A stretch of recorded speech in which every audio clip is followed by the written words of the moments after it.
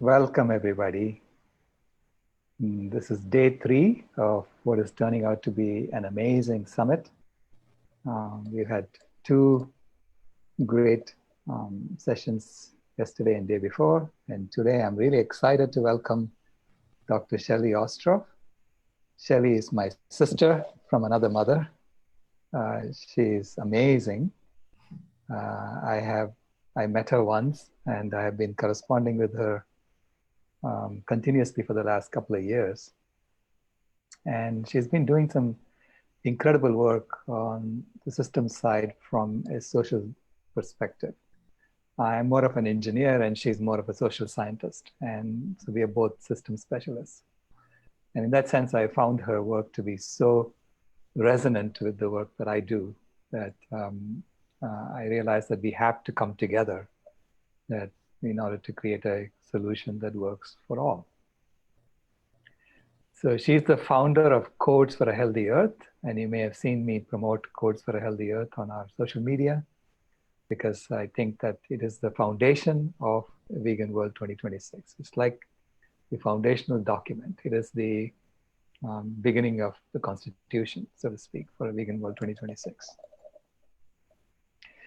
So Shelley, in the face of escalating social and ecological breakdown, millions of people around the world are calling for a fundamental system change. And Codes for a Healthy Earth offers this foundational whole system framework to support citizens in working together across national, cultural, and ideological boundaries for system transformation and rapid social and ecological regeneration. It's really about redefining ourselves as a species and finding our place in the ecosystems of the world and then fulfilling our role in the ecosystems. And that's what she's been focusing on. She's an activist, a leadership consultant, social architect, and writer. She's also the founder of togetherincreation.org and 7daysofrest.org, along with codes.earth. And everything she does so far, everything she's been doing has been about healing and replenishing the planet and all the planet's inhabitants.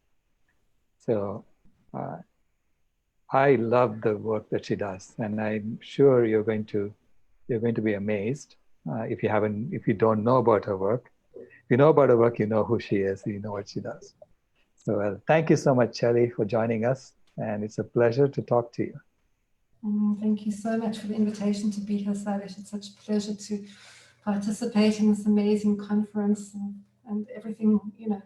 I share that sense of sisterhood and brotherhood, so committed to your vision as well, and so grateful for the work together alongside each other with our complementary perspectives. Thank you. Thank you.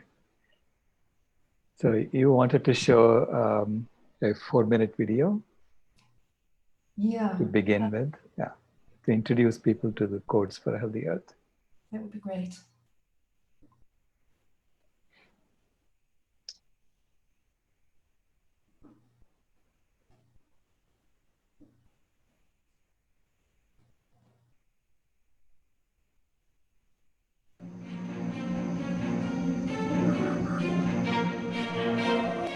We can't save the world by playing by the rules, because the rules have to be changed. We cannot be radical enough in dealing with the issues. We are in the 6th mass extinction, and both the species extinction and the climate catastrophe are 2 sides of the same coin. Actually, everything we have to do is change the system. We have to overthrow this system, which is eating the planet with perpetual growth. Citizens of the world have woken to the reality that the escalating global crises will not be resolved from within the same systems that created them, and that the solutions we need to effectively solve most of the crises already exist. Radical system change means fundamentally transforming how we organize ourselves as a species to ensure rapid social and ecological regeneration. It means transforming all our outdated and dysfunctional social systems simultaneously and globally. Governance, economics, law, media, education, agriculture, the whole system, everything.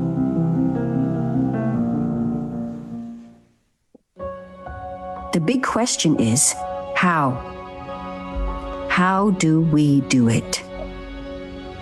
Codes for a Healthy Earth affirms that the only legitimate purpose of governance is to protect and cultivate the health and vitality of the planet and all its inhabitants for generations to come. Codes for a Healthy Earth offers a foundational framework for individuals and groups to work together as one humanity across national, cultural, and ideological boundaries for immediate and resilient global action. The codes are rooted in the understanding that our personal, collective, and planetary health are all interconnected and interdependent, and that for humanity to thrive, the entire planetary ecosystem must thrive. Codes for a Healthy Earth include a collective commitment to rewilding and restoring the health and diversity of our biosphere, and to ensuring that all humans and animals have guaranteed access to pure water, clean air, healthy soil, vitalizing food, comfortable shelter, physical and emotional safety, and the cultural and ecological conditions and resources needed for all to realize their unique life-enhancing potential. Using the codes as a shared compass, citizens, grassroots leaders, collectives, and movements are uniting to co-create a healthy new global reality. Join the global community where you can learn more about the whole system strategy and unite for action at codes.earth. Together, we rise for all of life.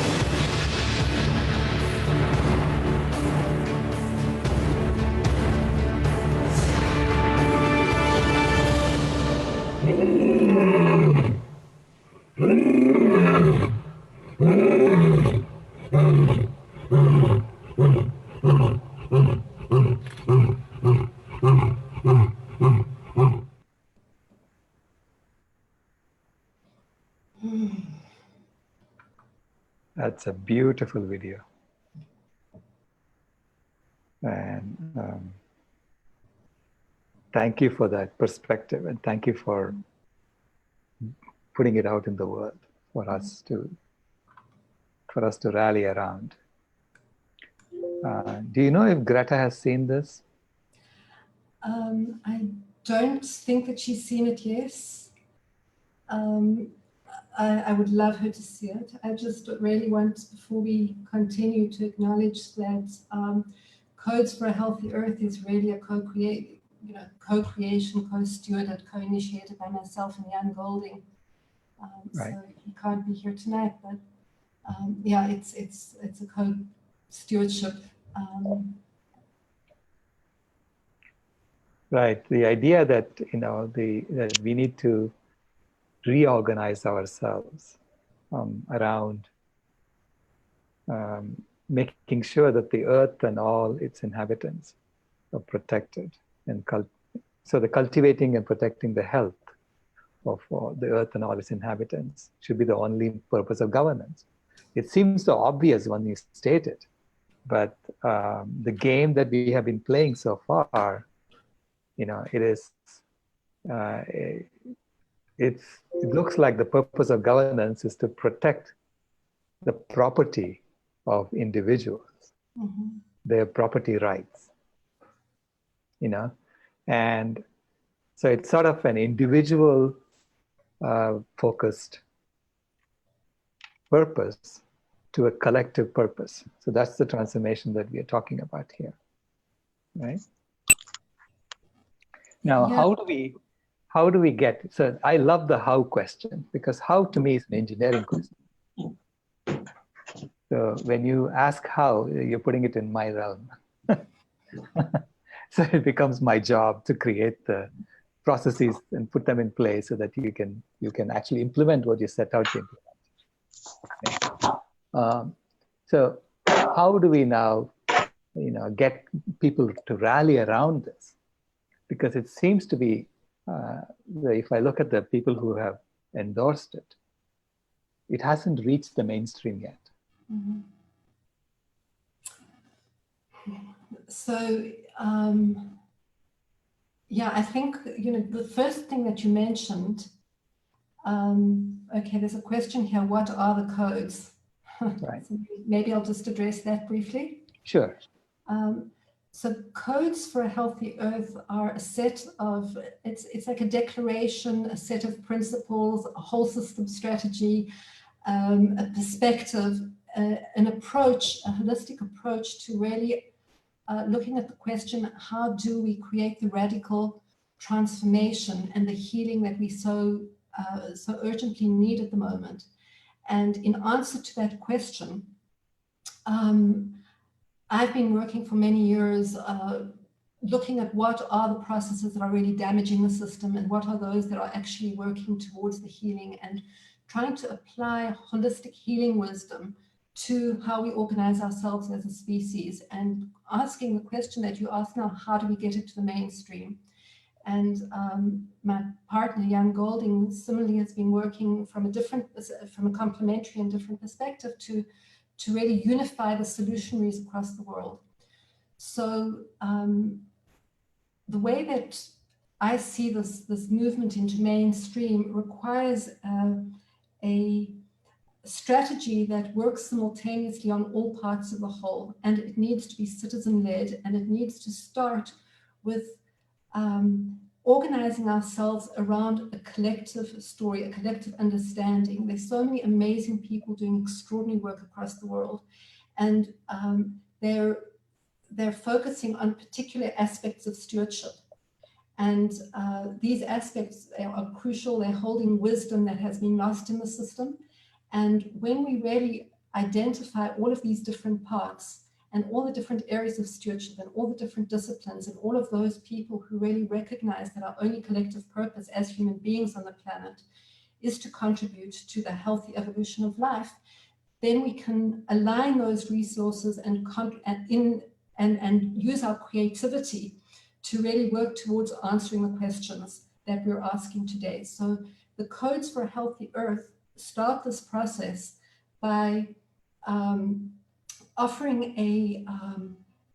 a whole system strategy that comes as a package deal. You can't do one of these and expect things to change. You actually have to see all of these different parts and how they're interconnected. So the idea of also shifting our language from a language, the political language of power and profit, as you're talking about, to a language that goes back and reclaims the language of health and vitality, which is the language of life, suddenly a whole range of solutions become available, because you're looking at the whole through the language that is integral to us all, but that we've kind of forgotten and that has been usurped by the profit companies. So if you look at the question of health, why is it Citizens for a Healthy Earth, Codes for a Healthy Earth? Why health? And the word health is because that is a pathway to reclaiming our connection to that vitality, to that life wisdom that we have, and also acknowledging just how diseased the system is, how imbalanced it is, and how we need to actually apply a whole system healing wisdom to create the health that will then lead to the thriving that we so aspire to.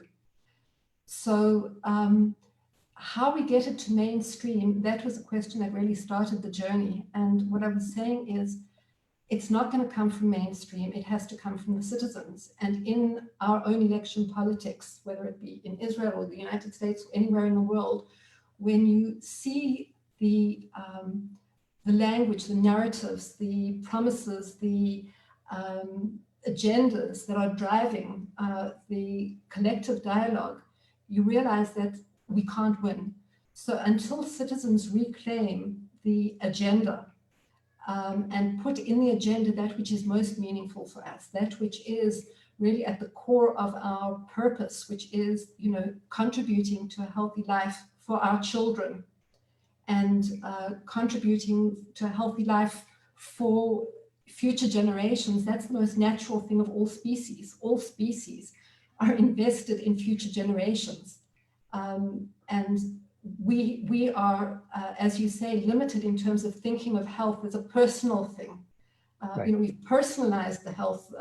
We've reduced it to external issues. We've reduced it to the subsidies for medicines. It becomes a medical perspective, or it becomes a physical fitness perspective, or a beauty perspective. But we've lost that understanding that health is really the fundamental indicator of our interconnectedness with all of life, and that for humans to be healthy, all of the entire ecosystem needs to be healthy. And when we shift that language, when we offer this language as the unifying principle, there's a kind of a memory that gets triggered. And that memory of what's really important becomes almost self-obvious, but you have to really help people educate about what real health is.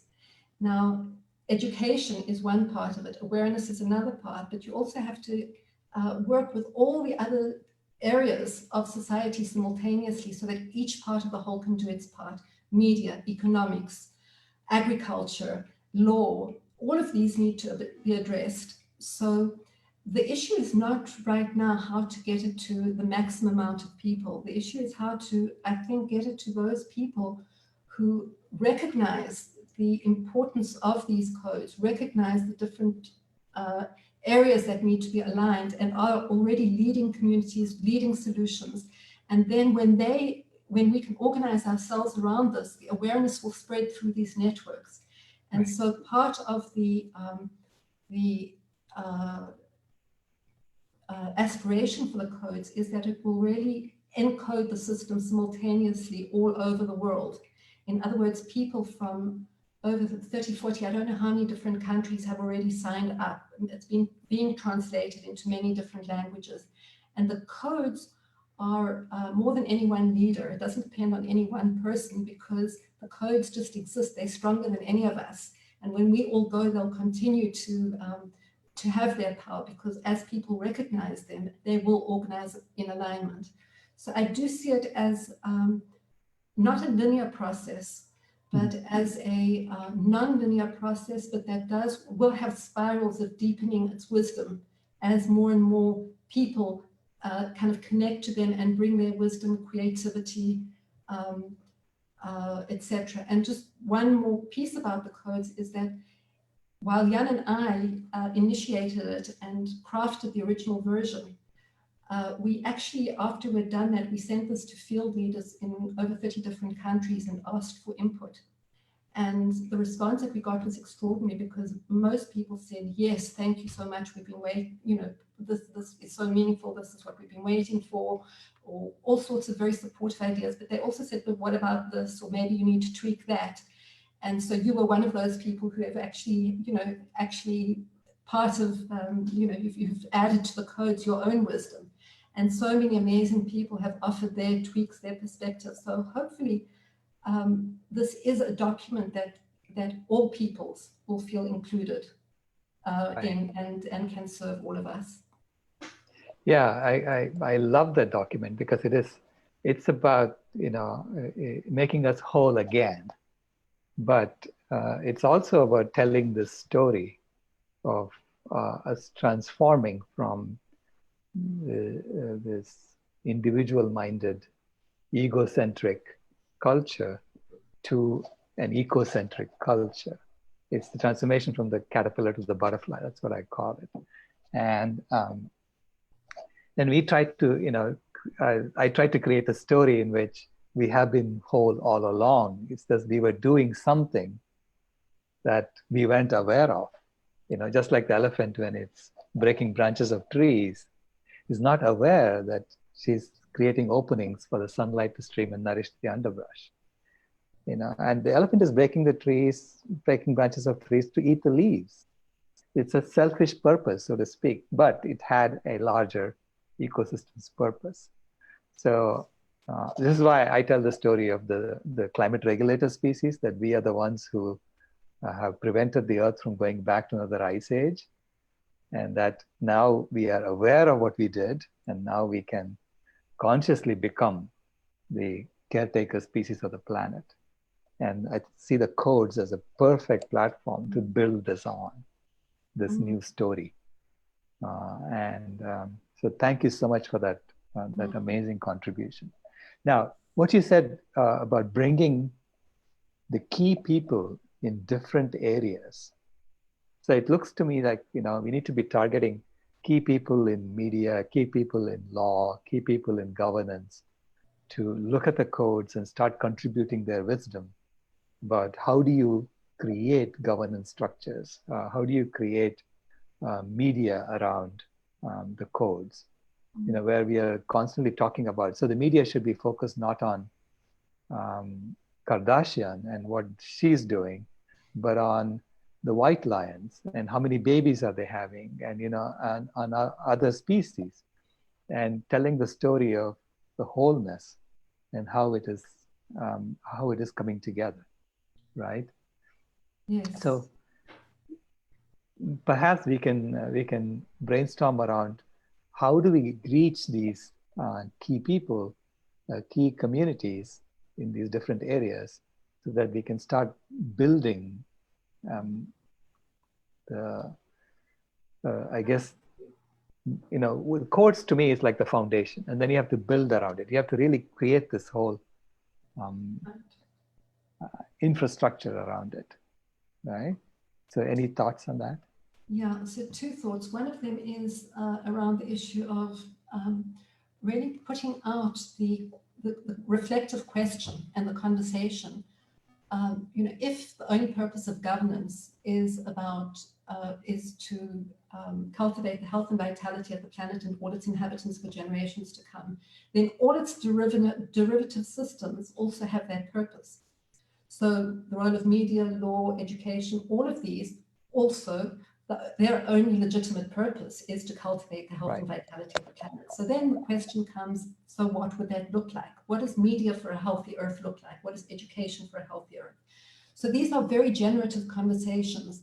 And it really starts when this is part of a much bigger story that I'm writing about at the moment and that I've been working on for a long time, which I call eco-governance, co-creating eco-governance. And there's a kind of an architecture for thinking about how we actually organize ourselves as a species, where the as you call it, the rules of the game are very, very different. The organizing principles are different. The infrastructures are different. So that's a whole conversation in itself, is what does eco-governance look like, and how does one create a self-organizing, distributive ecosystem of individuals and organizations who are working for a healthy Earth from all of these different disciplines, and how do we actually learn how to see the whole, make meaning of the whole, and intervene as a whole aligned organizing body. So as a coherent organizing system, like any body, any ecosystem, and the planet, where there's integrity and alignment, there's distributive roles, but and there isn't any one leader. That's I think the most interesting thing is there isn't one leader, but instead the codes lead. So when you think about how nature organizes itself, it doesn't organize itself according to any one God or one leader, or it's all, the elephant does what it does instinctively, and the self-interest is aligned with the interest of the whole. That is when our instincts are intact, there is no separation between self-interest and interest of the whole. That just comes from this disconnect that humans have created in order to learn what we need to learn to be able to be a species that is a stewardship species and evolves to a place where we also contribute. So that's a whole story in itself of eco-governance and how we organize, and what media and education and all of these look like, and also what is the relationship between all of them. Because right now we have silos. education as a silo and economics and agriculture, but actually it's so artificial. We have to look at the connections between these. Then the other question that you asked is really about how do we get hold of these people, right? Mm-hmm. So this is, this is also something that we've been working a lot on. Jan himself has studied for years many of the leading solutionaries in the world who are already bringing the solutions. They exist. And so what we are wanting to do, and also with your co-creation and other partners, is to create an online community where we can actually showcase all of these solutionaries and to be able to see just how many solutions exist and be able to easily match needs and resources, and to make this available in a as commons, so that people don't have to pay for awareness or education, and that all of these people who are really working already for the good of the whole have so much richness to give, and it all comes together in a collective community garden that we can all become the gardeners of. I really know that there will be incredible exponential healing. And that exponential healing comes because we are seeing not only the isolated solutions and the isolated symptoms, we're seeing the relationships between them. And we can really follow the flow of energy. So there are a variety of projects that we're involved in that we're really trying to support identifying who these people are that can become the ambassadors and the guardians of the codes. I invite Greta and Jane Goodall and all those people whose voice is heard across the world to adopt these codes, to become ambassadors and guardians of the codes, because I really feel that the codes serve their vision, and I hope that they will also be able to serve the codes really finding their place and their place in the world as a remembering and a realigning with this original lion-hearted wisdom, the majestic wisdom of true leadership, which really looks after all parts of the whole. And where the lions, and specifically the white lions, flourish, the entire ecosystem flourishes, and we can learn from them about what real leadership is. Right. Beautiful. I think now I see the platform that you were looking for, that allows people to connect across and see who has what, and then they can add their contribution to it. This is very similar to what Jamin is also going to be talking about. I think he's the last one that we have been talking about, collective intelligence. Right. And how do you match needs with the resources that are available? Yes. And that collective intelligence, really, how do we create that online community which enables self-organization of solution-oriented people, and then offer that wisdom back to the whole. So there is some work in the background on this project, and we hope to have it available as soon as possible, but it's quite a big piece of work. And so we're looking for all the resources needed to be able to really create it and make it available as soon as possible. Right. But having veganism as the foundation of the codes, as supporting the codes, because without veganism, you do have people twisting the words, you see, and saying, yeah, we are in alignment, but we kill the animal without the animal even knowing it. So it becomes a welfarist approach. Right. Yeah. And so it's about making that clarity, having that clarity. And so with Vegan World 2026, we are coming straight out and saying, this is it. You are basing it on veganism. There is no ifs, ands, or buts about it, right? And of course, others can adopt the codes who are not vegan, who are looking at it from a welfarist perspective? I think when you're looking at the codes, you know, I do think that they reflect the deepest vegan ethic. Mm-hmm.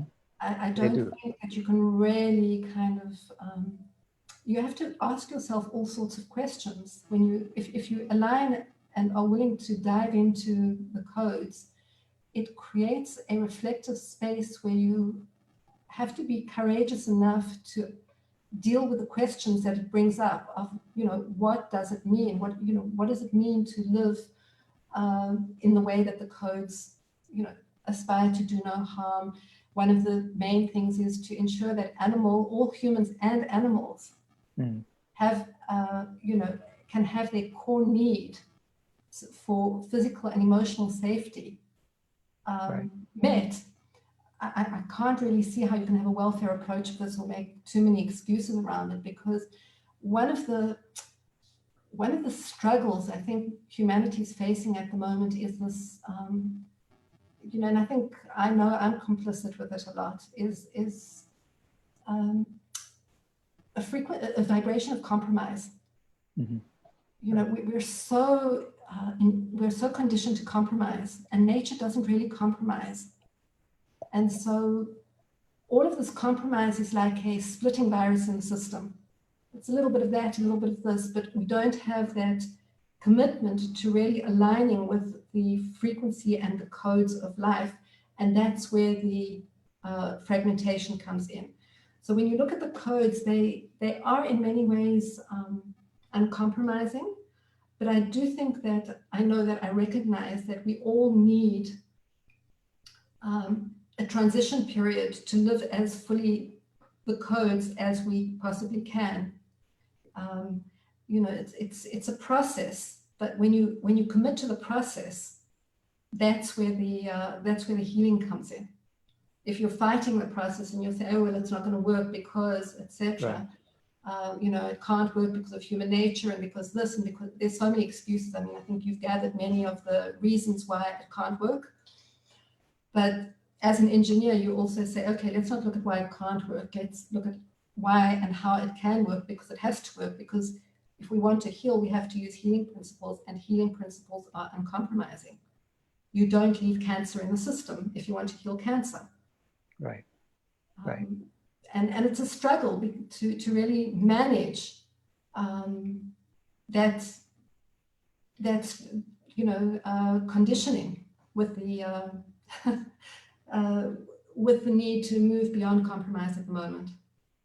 Yeah, so I mean, the reason I brought that up is, you know, if you look at the Declaration of Independence, the American Declaration of Independence, with its uncompromising language, you know, that all men are created equal. And this is a self-evident truth, right? And then, you know, right away, actually, there was an Englishman said, here are these colonists talking about all men are created equal while they're brandishing their whips over their slaves, you know. So he pointed out the hypocrisy of what they were doing right away, you know. And so it's similarly, you know, when you have, say, someone, I mean, I obviously embrace the codes because I think it is uncompromising, and it is there is no to me there is no other way to interpret it except in a vegan way.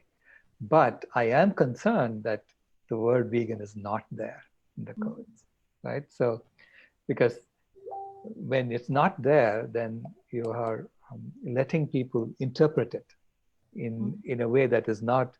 See, when people who embrace the codes but they are not yet vegan, they are seeing it from a perspective in which they are in alignment with the codes, even though they are not vegan. So that already begins that process of compromise.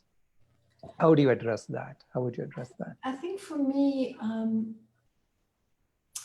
I'm so hesitant about language because I feel like language can be more of a veil than anything else. To me, it's not about saying it's vegan, it's by saying what, giving the name vegan, it's by saying, what are we actually talking about? Because labels tend to do all sorts of things. They're loaded.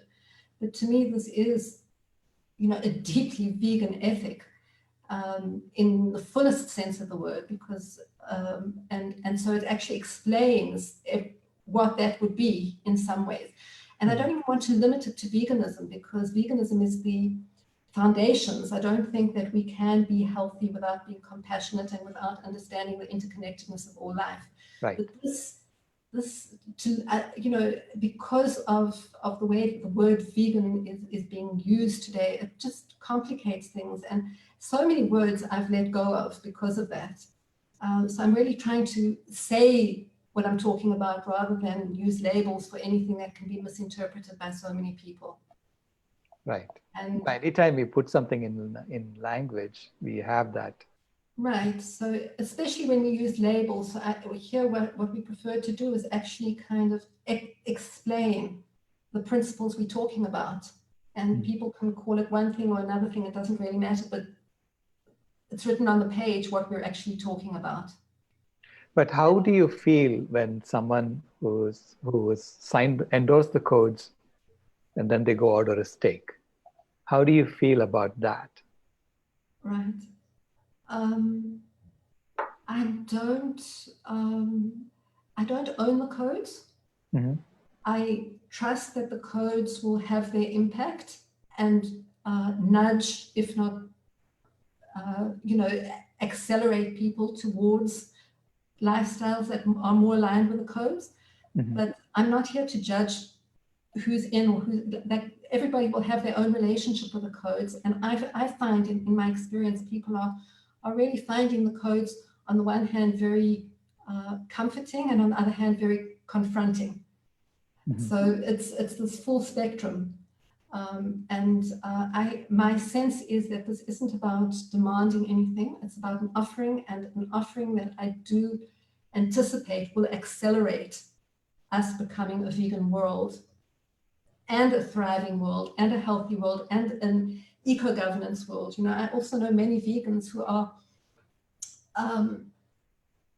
not necessarily that healthy.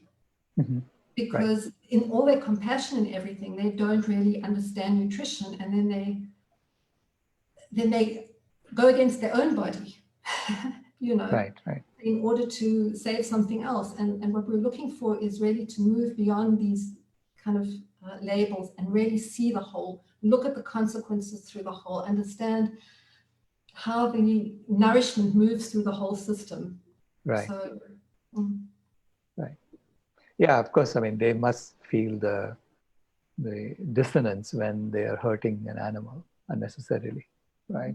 And which is contrary to what's in the codes, because every animal also has this right to wholeness. exactly.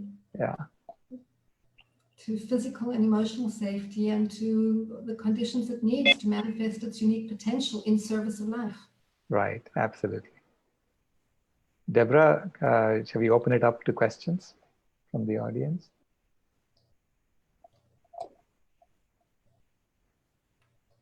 There we go. Sure. Yes. So I'm going to read the question from the Q&A box. There's been some conversation going on in the chat, and I'm not sure if you guys have been watching for that. And before I read this, I'll just invite the people who are watching on Facebook to enter your questions in the chat box there. And if you are watching from a shared video, click on the video so it goes to the full screen, and then you'll see the comments on the side, and that way I'll be sure to see them, because otherwise if they're on, on a page that I'm not looking at, I might not see them. So if you're on Facebook, do that. And all right, our first question is from Miles.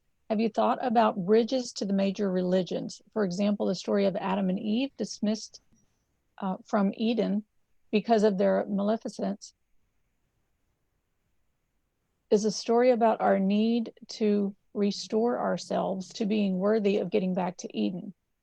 And I'm sorry, malfeasance is a story about our need to restore ourselves to being worthy of getting back to Eden. Your codes are the keys to the doors we need to return through.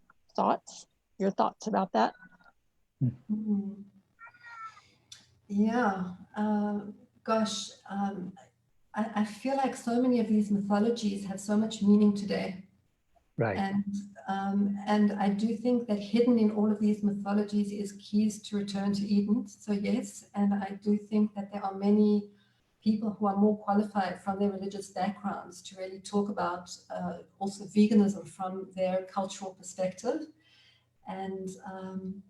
And I particularly just love the story of Adam and Eve and paradise as being vegan and being really connected to eating from the sun-blessed fruits of nature. And then as we leave that wisdom to go through whatever cycle of consciousness that we have to go through in order to learn just the extremes of our capacity, both for cruelty and compassion. You know, I think that this has been one of our major lessons, is just how capable we are of the extremes of both cruelty and compassion, and also you know, to really disconnect from that direct relationship with source and recognize ourselves, come back more humbly and more wise to becoming the caretaker species, as Sailesh talks about it. So yes, I love that myth, and I'm not sure I can do the question justice more than that right now. Yeah, no, I love that story. In fact, I tell the wishing tree story as a more from a different cultural perspective. The wishing tree story is part of the Buddhist tradition, the Hindu tradition, the Jain tradition. And that story is a more complex version of Adam and Eve's story. And it kind of explains what the Bible was trying to teach us in the Adam and Eve story. You know, you got banished from Eden because you ate the fruit yourself, fruit from the tree of knowledge. If you use the fruit from the tree of knowledge for the good of all life, you'll be back in Eden. So, and that's what the wishing tree story teaches us. And so it's like bringing our stories together and making sense of them. And so now we can get back to the job of, you know, becoming the caretaker species, you know, because that's really what is needed now. That's the need of the hour. You know? Beautiful. Yes, I sometimes talk about it as the tree of life and the tree of knowledge coming together now. Right. So that, you know, they were separated for all of this time of the consciousness of separation. And now we're bringing that distilled wisdom from the knowledge that we kind of accumulated, disconnected, and we're returning it to life. So it's almost like a completion of this, that spiral of evolution. And the beautiful thing is, you know, it's as if we look back at our history as a species, we were all together in Africa, and then we spread out about 50,000 years ago, is the estimate. We spread out from Africa throughout the world. And now we have reconnected ourselves back around the world using technology, so that we can come back together again and bring back the Eden that we kind of destroyed for a different purpose, so to speak, you know, because we destroyed it to make sure that the Earth can never go back to another ice age. Because in the intervening period, we got out of the ice age, and we are now in an interglacial period in which we have prevented the Earth from going back to another ice age. We've done something amazing, you know, as a species.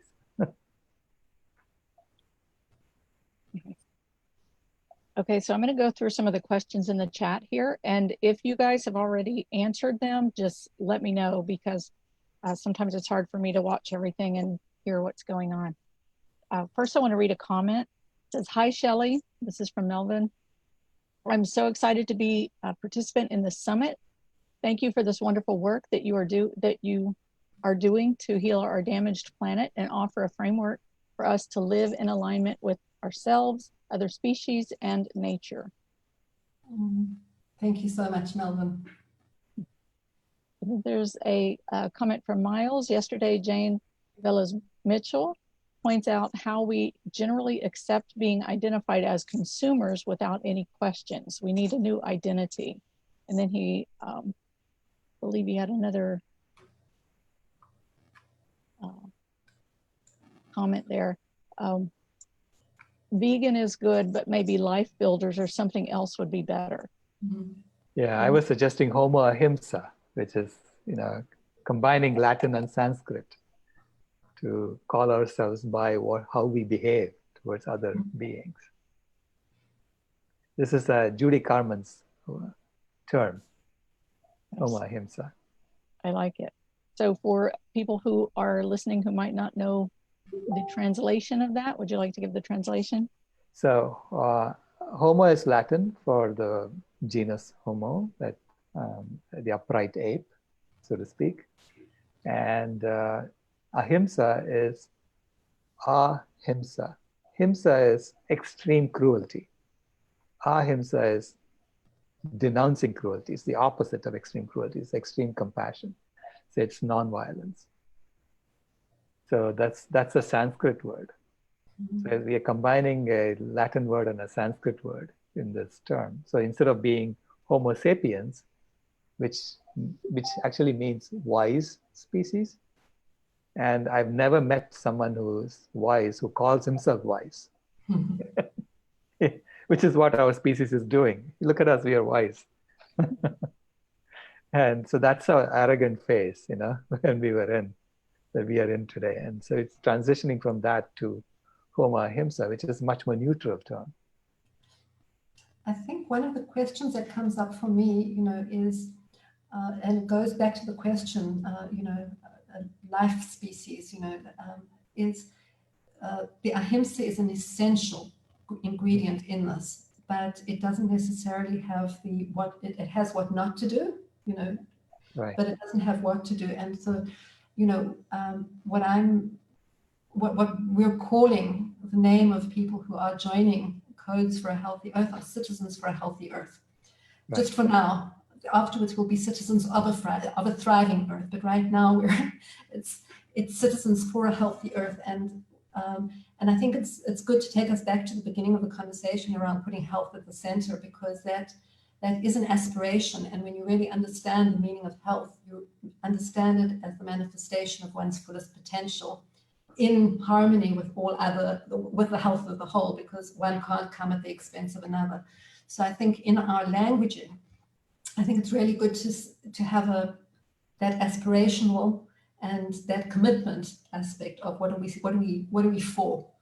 And right. When you talk about a healthy Earth, and you start to understand health, it's clear that the health of the animals and of all biodiversity is the fundamental ingredients, because we do depend, aside from the less selfish reasons why to look after animals, we actually just depend on them for so much of life, from the climate to the pollination to the air to everything.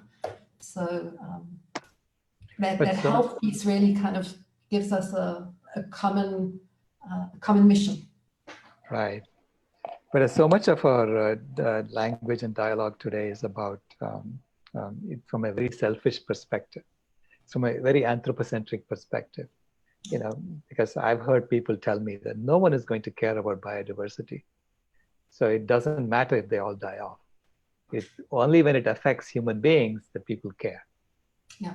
So this is why, it's very important for us to show how it changes the climate, because climate affects all of us. We see that. Or how it affects our personal health.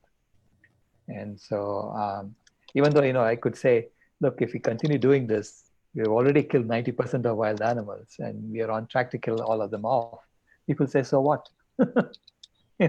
It's really strange to hear that, because I'm now steeped in this new perspective that my health depends on their health.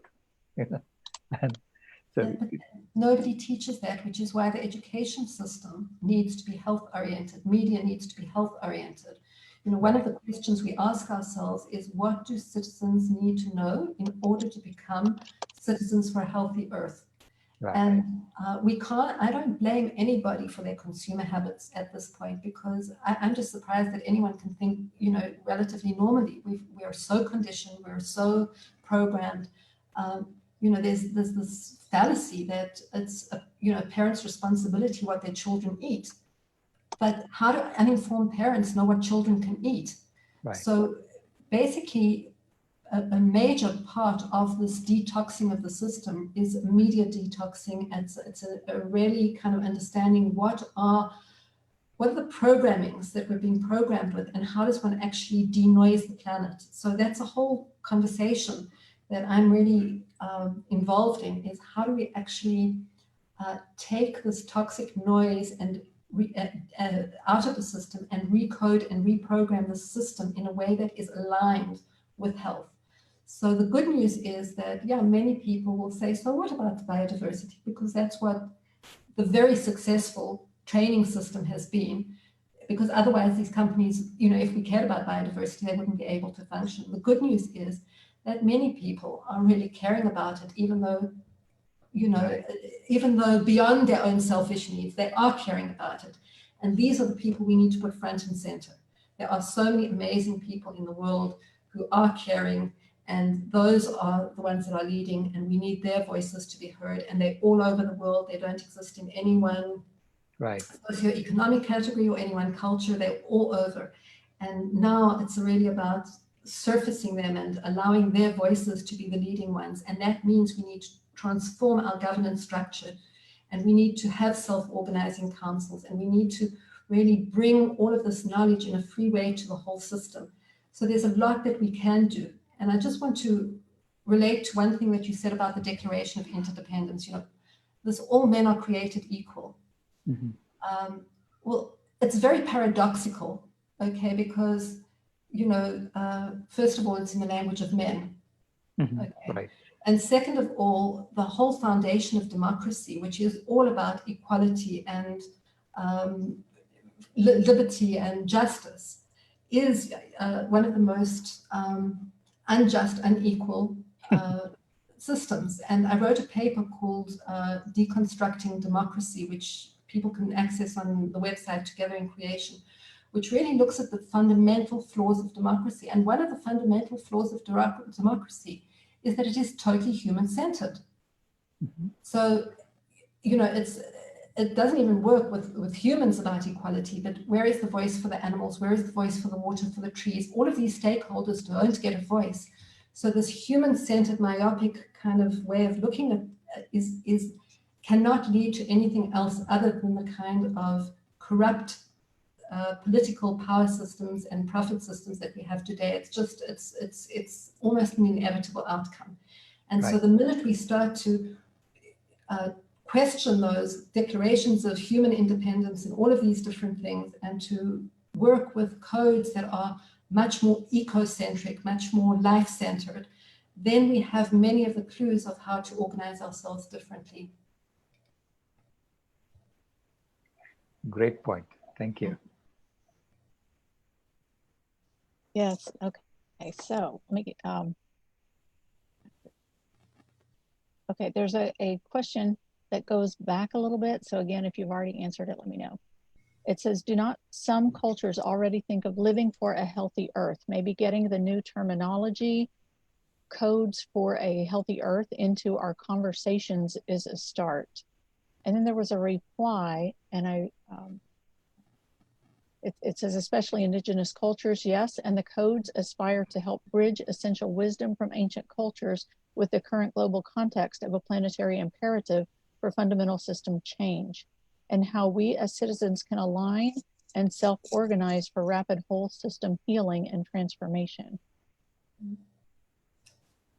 Yeah, that sounds like it's Jan's comment, who is the... Yeah, I think so. I think that's your partner, right? Right. Okay. So did you want to say anything more about that, or? No, I think it's all there. I think that many indigenous cultures, the ones that are really living in alignment with their biodiversity and with life itself, you know, their voices need to be heard. That's where those are the peoples that have really stewarded the remaining biodiversity on the planet, and their voice, we need to heed their voice and their wisdom moving forward. Yeah, we are really talking about the transformation of the dominant culture. It's not the transformation of indigenous cultures. Right.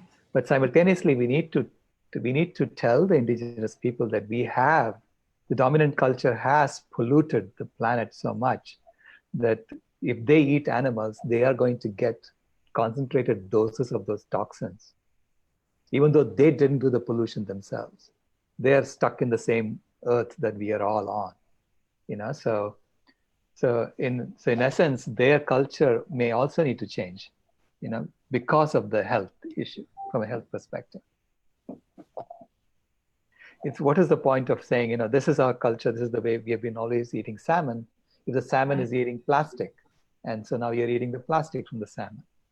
So we have to clean up. Now the dominant culture has to go and clean up the mess that we have made, but we also have a duty, I think, to educate the indigenous cultures of what has happened.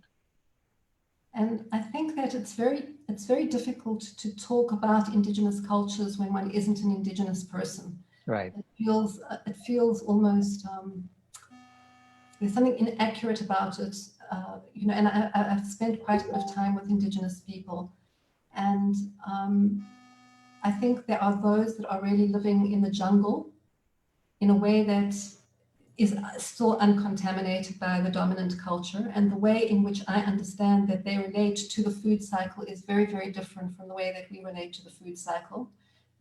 And so many Western people will kind of use it as an argument, well, the indigenous people do this and the indigenous people do that. And I find that that argument doesn't really work so well, because I feel like they're talking on behalf of and not really understanding the intricacies of some of these indigenous cultures, their backgrounds, and how they relate to the whole circle of life. And there are many indigenous cultures that are now no longer living with that same ancient tradition, because they haven't been able to. So that's a whole different story. But you know, I do think that it's very important to listen to their stories to understand what has happened. And yeah, you know, I was working with the indigenous people in the hills of Rajasthan, which is in India. I mean, these people are 3 hours from the nearest major city. But in their land, we found industrial toxic contaminants in the plants all around, because it's coming down in the rain. And so this is why they were dying. The women were dying 8 years younger than the men in that village, because they're cooking with wood, and so they were breathing all that toxic smoke. So it was as if every time they cooked, it was as if they were smoking a pack of cigarettes. That's how much contamination has happened. You know, this is why I think it's important for them to understand that too, that there is, even though they think they're isolated from the dominant culture, they are stuck in the dominant culture. And so we have a responsibility to help them out too. Beautiful. So I think that you guys are answering a lot of these questions here. There is one that says, it's a comment, once I made a commitment to not harm others, if I don't have to, then it was finding a way to do that in each case. I'm still finding ways in terms of non-food products. Right. Yeah, and the non-food products I think can sometimes be tricky. You know, when we don't see the direct relation. Right. Yeah, I think that's such an important point. You know, one of the key aspects of, for me, eco-governance and moving towards a different way of organizing ourselves is really learning about consequences. So we are so trained to only see the part and not the relationship between the parts. And so I'm looking forward to the creativity around supporting a culture that looks to see how energy flows through the system, that you know, the consequences of it, to be able to see the relationship between things. Because when we just focus on, you know, the bottle of milk that we get, and don't know where it comes from, and you know, the advertisements on television, which really reduce everything to products without anything about the energetic imprint of the product and its impact, long-lasting, you know, as well as across the world, you know, local and global impact, because then we can't help but be an insulated species, and insulated individuals, and very alone individuals within as an isolated species. Yeah, that's part of what we were discussing yesterday, is how do we create this new game in which we are given information about the energetic impact, the CO2 impact, the land use impact of all of the products, and we are trying to live within our limits on those, on all aspects of for impact. That's where I think the Aquarius currency system will be very valuable to us in many ways, because it will carry within it that information about the source and the imprint of what we're spending, or how we're spending our currency. Okay, so this is a comment. It says, I have shared the principles of eco-governance with countless of people, including farmers, people struggling with addictions, truck drivers. The only legitimate purpose of governance is to protect and cultivate the health and vitality of the earth and all its inhabitants for generations to come. And it seems to resonate with them on a visceral rather than intellectual level, because they're positive emotional responses to it. My point is that the codes genuinely resonate with our humanity and our desire to live in harmony with all life. Absolutely. And then, I'm sorry, did you guys want to say any more about that? There's a link here to your paper on deconstructing democracy, and I'm going to put that in the Facebook group also. I'll copy that over. Okay, and then there's a comment, the Blackfoot people live lightly on their land for tens of thousands of years, revering the buffalo bison. The settlers wiped them out to make leather belts for steam engines.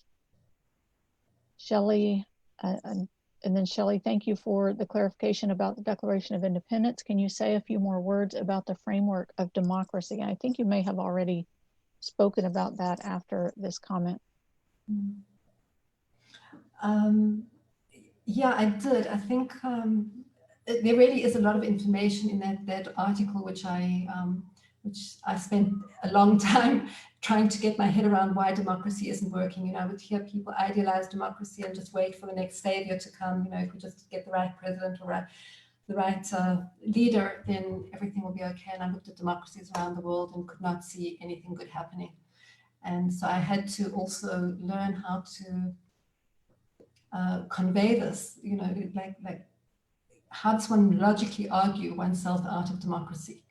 So, I just found so many flaws just among them, the fact that it is so human-centric, the fact that it really trains citizens to believe that they have so much power by once every 4 years actually putting a little piece of paper in a box, which is based on a whole elaborate election campaign, which has absolutely nothing to do with the truth. And, people are being convinced that this is their ultimate duty as a citizen. And then for the rest of the time, they are encouraged to sit back and let other people lead. So it's got to do with dependence. It's got to do with ignorance. It's got to do with win-lose, because someone's going to win and someone's going to lose. So all of these, there's much more there. And so it's based on secrecy, it's based on all of these different things. So I think when we really look towards creating a new system of governance, and people say, yeah, well, is there a better system of governance? Look around, democracy is the best of all evils, but it doesn't mean we can't create something better. And I think we're at the time where we need to create something better. Democracy didn't always exist. We can create something new. We've got the nervous system to create it. With the internet, we've got the genius all over the globe ready to do this, all the new currency systems, people are at the edge of everything. Now we just need some of the organizing principles, which I see as the principles of eco-governance, which shift everything about, not only the purpose governance, but I'll just leave, offer one organizing principle of eco-governance. As just something to think about. Just imagine that one simple organizing principle is the organizing principle for all of governance and all of the different sectors. And I call that principle the vitality code. And basically, what if we all learned from nature how to organize by following the vitality code? And what I refer to as the vitality code is the code of life that ensures all parts of the system, all differentiated parts of the system, receive precisely what they need in order to manifest their unique role in service of the system, their unique function. So each part of the whole, the nose, the eyes, the mouth, the heart, all of the different organs receive precisely what they need in order to be able to take up their collective function, their global function. And so when we follow this principle, what does each unique part of the system need in order to fulfill, to manifest its unique potential in mutual nourishment with the whole? Then how does that look in education? You know, what do the kids need? What is their unique potential? What is their reciprocity? What does media look like with this? How do you organize to get the best, the most accurate and life-enhancing information to the people who will most be able to use it in service of the whole? Economy, how do you rethink and redistribute resources according to this principle? Because that's how life redistributes. So, you know, you think about the economy and the vitality code and you get incredibly creative. How do we organize the system so that the resources move through the system efficiently, effectively, waste-free, to make sure that everybody has what they need? Nobody hoards anything because hoarding goes against life. So the vitality code is really about making sure that everybody has what they need. And also the organizing system is incredibly efficient, creative, aesthetic, harmonious, and kind.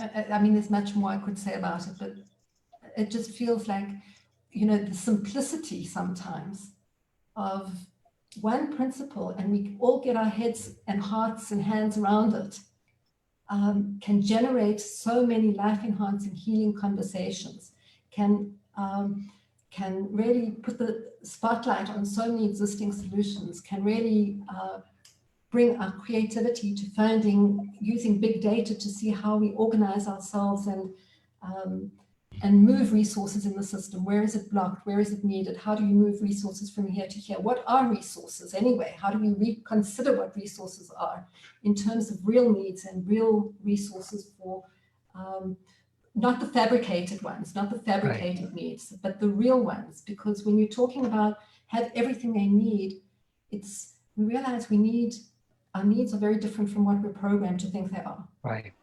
Yeah. So we're conditioned with fabricated needs, but the real needs, I mean, one of the main needs we have is for meaning and to feel that we're contributing something. And that's not really one of those needs concepts that are pushed in the agenda, in the educational agenda, the media agenda, etc. Thank you, Shelley. I have to say, totally speak my language there. All right, there's another question that says, why do you think Half Earth Project by Dr. E.O. Wilson does not talk about veganism? Well, it's hard to get into someone else's mind and see why they didn't do that. You know? But I like the idea of the Half Earth concept, which is that we need to put a limit on our impact so that we are not exceeding limits that would allow other beings to also flourish, which is what the Half Earth Project is about. It's saying we cannot exceed more than half the Earth from our impact. The other half has to be given back to wildlife, which I think is a great concept. It's a great limit that E.O. Wilson came up with based on his knowledge of the ecosystem and the biology of how ecosystems thrive. You know, our population is already so big that we are going to have an impact on the Earth. And so, which is why we need to have these measures in place to make sure that we don't exceed these limits. Yeah, I think when it comes to measures, you know, how does one really take this wisdom of having to contain our population and make it not only something technical, but something holistic? So it's not only about percentages, it's about how that percentage is reached. And so my constant attention is always not only to the what, but to the how of that, and to what extent that how is addressed as well. Right. So if we just, it's like this whole reductionist concept of carbon as well. Carbon isn't the issue. It really, you can't fix carbon without fixing everything about our relationship to the planet. Right. So when we reduce it we give this false understanding that, we just have to fix the carbon thing, and then they create a whole lot of technological solutions that extract from the earth even more in order to create a carbon solution. So the question is how we move beyond reductive language to really saying, how do we not only give back half the earth? That's part of it. That's the first stage. But it's more than that. How do we attune ourselves to what is the ongoing right relationship with how we use land? And what factors are involved in that, not only the amount, but the quality of it. And these are the kinds of conversations that we constantly need to feed in to these discussions. And again, containing ourselves is essential, and it's such an important conversation. I'd just also like to see it really working with those quality questions as well. Right. I mean, I do see, things like Aquarius that we were talking about yesterday and the day before as a transition phase. We need to go through this transition phase where we are actually measuring and seeing that we are not exceeding something, but eventually we automatically become like you. We automatically minimize our footprint. We automatically only take what we really need because we are contributing, and we are constantly contributing more than what we take. But to me, that's my granddaughter's generation. I think she's going to be there, but not our generation. We have to de-educate ourselves and train ourselves to get there.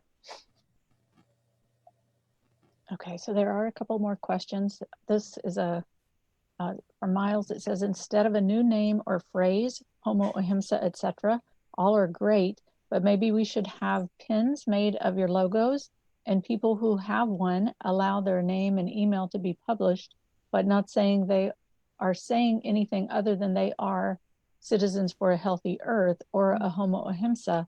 I am cautious not to join movements that are not democratic. So, okay, and then there's one other question that says, can you give us some examples of organizations or communities who have integrated these codes into their way of doing business, be it in the area of education, media, or any other? Well, I can give you a name of an organization community that is planning to do this, and that's the Vegan World 2026. So that's our goal, is to integrate the codes into what we do. Beautiful. Yeah, the codes really only came out less than a month ago into the world. They were birthed into the world on International Peace Day, September the 21st, with the understanding that we really, it's about making peace with all of life, and wherever there's oppression in the system, there's going to be disease, and so we need to create an oppression-free zone. So I really believe that there are many communities in the world that are already leading the codes without just knowing that they're doing it. And I know that Jan is very aware of many of these amazing organizations, and on our website we hope to have a list of many of the organizations that are really already working in alignment with this, just they haven't called it this, and we've learned a lot from, obviously the codes are inspired by the incredible work and these incredible communities that already exist.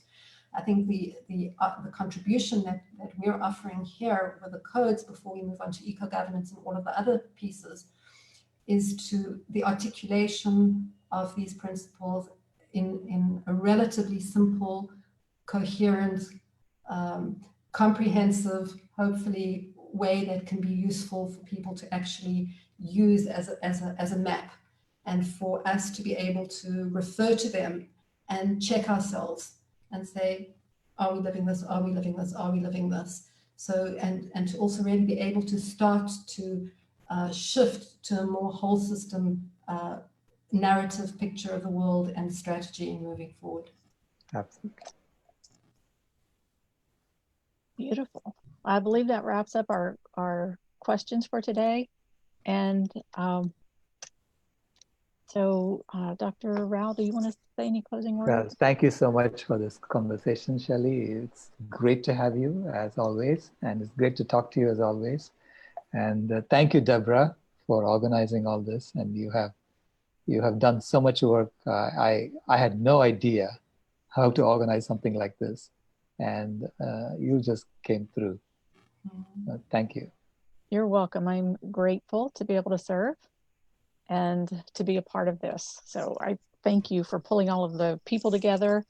And I thank everybody who is watching today or listening to the recording. Please share the information with anyone you think has the ears and the heart to hear it and would appreciate it.